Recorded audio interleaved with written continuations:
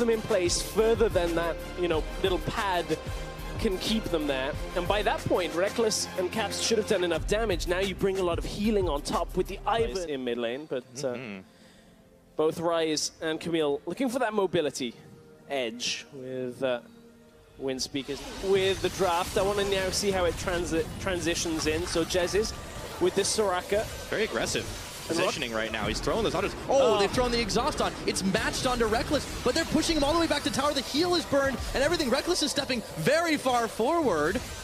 Oh. He's actually in danger of going a little low, but he's holding onto his heal. This time it gets used. Summoner spells just blown left and right. But they really punish the Ivern, get the flash, and this is a very early roam spotted for a brief second bot lane. Yarnan, the shields are down, and he goes! Shot right onto Yarnan, nowhere to go, and it's first blood. It's actually picked up by Jez's, who got the last hit. Yeah, with the hook shot.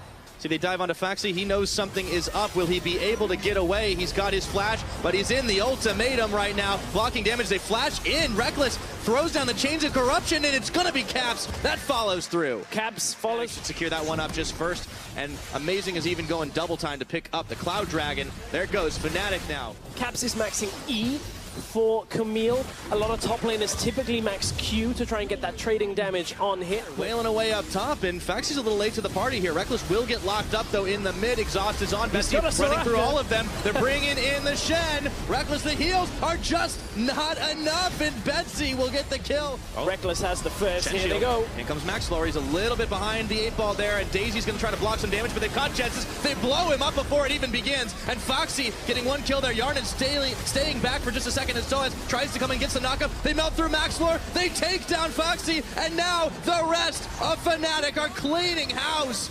Betsy on the run trying to pick off Caps, but that damage from Camille was just too... Very well in that fight. It's going to be a second Cloud Drake going over to Fnatic as ROCCAT can't do anything. Yeah, really not a lot you can fault Amazing for. Much damage on its own, but there's a Realm Orb coming in for Betsy, and instantly Daisy's there to intercept it. Fox is stopped up for just a second. A hail of arrows comes in. ROCCAT are pushed back, and there's a teleport now coming as we see everybody from Fnatic turning on that immediately, and Caps going around the side looking to hunt down Betsy. The hook shot's over, gets put in room prison, but he's going to hop forward for an ultimatum. Betsy can't go anywhere. Soaz Twisted advances on. He's going to flash, but it may just be too late, and Caps with a rampage kill. Betsy, meanwhile, is keeping everyone busy, and it's going to be Maxlor that goes down next. Attack sweep to engage. Caps just walks down from the top lane. Faxi is here. He's dead. And that's a Shen that they just melted through, and they're right back on top of the Baron. ROCCAT looked like they were going to high-five into that one as he stepped a little too far out, so no chance here for ROCCAT contesting this Baron, none whatsoever.